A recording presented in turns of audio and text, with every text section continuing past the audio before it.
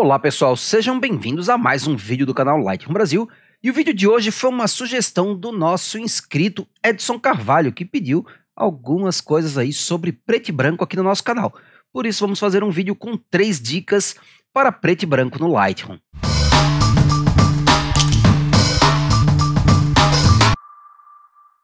Quando a gente remove a cor de uma foto, a gente abre espaço para que ganhe mais destaque a textura, o jogo de luz e sombra e os volumes da nossa imagem. Por isso, tratar uma imagem em preto e branco não é igual tratar uma imagem colorida. Você tem aí que pontuar algumas coisas diferentes e neste vídeo eu darei 3 dicas de ferramentas que você pode utilizar e como utilizá-las para melhorar o seu preto e branco no Lightroom. E se você curte fotografia preto e branco, não se esqueça de dar um pulo no nosso site no www.lightroombrasil.com.br e conhecer o workflow essenciais para preto e branco, que vai aumentar a sua caixa de ferramentas, o seu leque de opções para tratar as suas imagens em preto e branco no Lightroom. E a primeira dica é: fique de olho no contraste da sua imagem. O PB ele trabalha muito bem com contraste, porque quando você remove as cores, a diferença entre preto, branco, luz e sombra é o que ressalta aos olhos numa imagem em preto e branco. Isso não significa simplesmente aumentar o contraste em todas as imagens. O contraste é parte da linguagem fotográfica. Quando você deixa uma imagem com alto contraste, isto tem um significado e em baixo contraste tem outro significado. Então, se eu pegar essa imagem, por exemplo, e converter para preto e branco, eu tenho uma imagem que até que nas áreas escuras está com bom contraste, eu tenho áreas bem pretas, inclusive algumas áreas totalmente pretas ali queimadas, porém, eu tenho uma boa área aqui para clarear a minha imagem na área dos realces, na área dos brancos, ganhando contraste. Eu não faço isso, eu raramente uso o deslizante contraste para alterar o contraste da minha imagem. Eu gosto de fazer isso ou nos deslizantes de zonas, aqui no realce, sombras, brancos e pretos, ou no caso de PB, eu gosto bastante de trabalhar com curva de tons, então eu vou falar de contraste falando em curva de tons.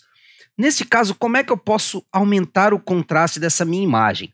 Existem 2 formas interessantes. A primeira é um aumento mais linear do contraste que eu faço, movendo o ponto preto neste caso, e o ponto branco da minha curva de tons. Se você não conseguir mover o ponto branco e o ponto preto da sua curva de tons, porque ela está assim, você precisa vir aqui neste canto e clicar neste botão aqui, ó, para que ele vá para o modo livre, que eu consigo mover os pontos como quiser.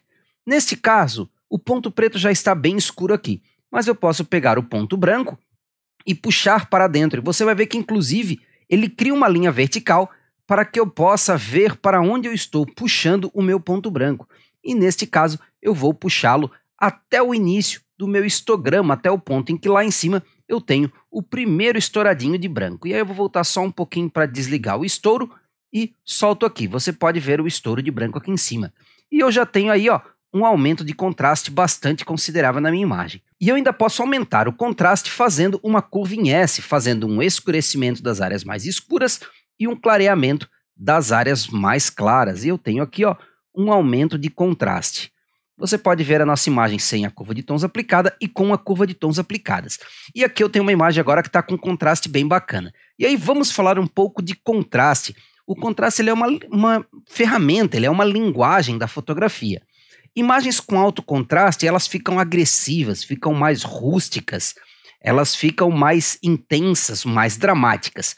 Enquanto imagens com baixo contraste, elas ficam mais cândidas, mais românticas, mais suaves. E então vamos fazer uma imagem de baixo contraste. Eu vou trocar para essa imagem aqui. E aí eu posso fazer a conversão aqui para preto e branco. E eu tenho uma imagem que está com sombras e luzes bem intensas. E eu vou reduzir o contraste dela. Novamente eu posso fazer isso de 2 formas. Eu posso fazer isso de forma linear, baixando o ponto branco e subindo o ponto preto. E eu vou ter um efeito mate aí, um efeito de clareamento das áreas mais escuras da minha imagem, um efeito de clareamento dos pretos. Ou eu posso fazer não linear, fazendo um S invertido. Se o S faz o aumento do contraste, o S invertido faz a redução. Então eu vou clarear as áreas de sombras e vou escurecer as áreas de realce. Quanto mais intenso ficar esse meu S invertido, mais eu reduzo o contraste. Ó, a imagem com o contraste original e agora com o contraste reduzido. Se você faz isso, você tem uma imagem aí mais suave, mais cândida, né, com menos intensidade, menos agressiva. Então tudo depende do tipo de imagem que você está fazendo. Uma família com um bebê no colo, aquela coisa mais cândida, você tenta aí um baixo contraste, provavelmente vai ter um resultado que conversa melhor com a tua cena. Se você tem aí uma cena com texturas mais intensa, que você quer dar uma dramaticidade para ela, o alto contraste vai funcionar melhor com a sua foto. Ou então, um lutador de MMA, uma cena de esporte, qualquer cena que tenha intensidade, conversa bem com alto contraste. Nós temos nessa imagem aqui, além dessa dramaticidade, nós temos esses volumes, essas formas interessantes do banco, da roda, a textura do grão ali na madeira da parede e também no cimento no chão. E o PB é muito sobre isso, textura, o que nos leva então para a nossa segunda dica. E a nossa segunda dica é: trabalhe as texturas e os volumes da sua imagem utilizando os deslizantes textura e claridade. Como o próprio nome já diz, o deslizante textura, que surgiu aí no Lightroom recentemente, ele vai intensificar a textura fina na minha imagem. Enquanto o deslizante claridade, ele vai intensificar as formas, intensificar os volumes.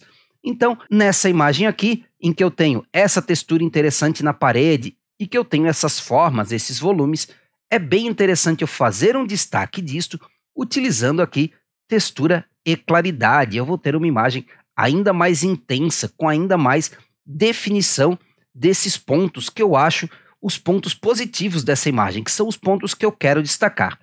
Como eu alterei aqui textura e claridade, acabou estourando um pouquinho o branco. Normalmente eu não me incomodaria com ele, mas se estourar demais, você pode vir aqui de volta na sua curva de tons e reduzir um pouquinho para remover o estouro ali que acabou gerando. Essa era a nossa imagem.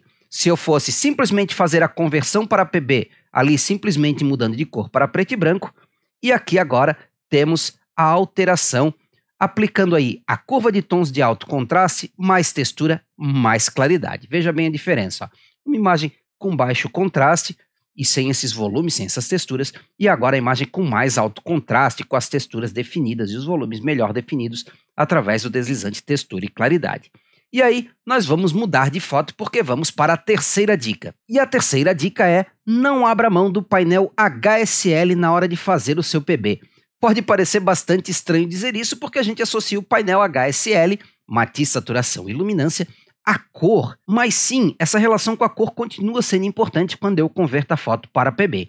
Isto porque algumas cores, elas possuem a mesma luminosidade. Então, quando eu removo o contraste cromático, ou seja, a diferença entre eu ter sem cor e a cor amarela aqui, por exemplo, a luminosidade dessas duas áreas faz com que ela fique igual. Então, se eu simplesmente converter esta imagem para preto e branco, você vai ver que eu perco esse contraste bacana que eu tinha das áreas amarelas da sombrinha, né? Fica tudo praticamente na mesma luminosidade, tudo com a mesma intensidade.